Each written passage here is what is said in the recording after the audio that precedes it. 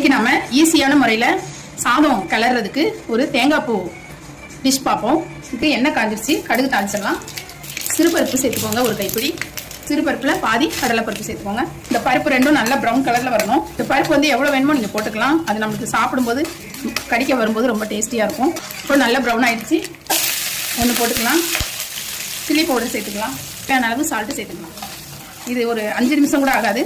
தேங்காய் துருவி வச்சுருந்தீங்கன்னா ரொம்பவே சீக்கிரத்தில் இந்த வேலை முடிஞ்சிடும். துருவி வச்ச தேங்காய் சேர்த்துருங்க. இப்போ இதை நல்லா ஃப்ரை பண்ணிடுங்க. இப்போ இதில் நீங்கள் நல்லா சூடாக சாதம் வச்சு கிளறி எடுத்துடலாம்.